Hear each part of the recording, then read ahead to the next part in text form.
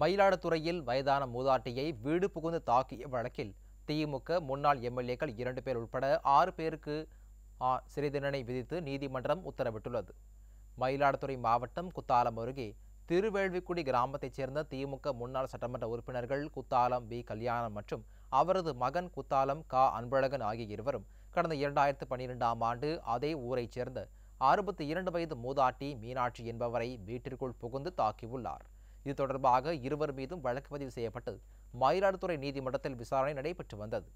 இந்த வழக்கில் தீர்ப்பு வழங்கிய நீதிபதி கலைவாணி, முன்னாள் எம்எல்ஏக்கள் குத்தாலம் கல்யாணம் மற்றும் குத்தாலம் க. அன்பழகன் மற்றும் கடலங்குடி ஊராட்சி தலைவர் அறிவழகன் உட்பட 6 பேருக்கு 2 ஆண்டுகள் சிறை தண்டனை விதித்து உத்தரவிட்டார்.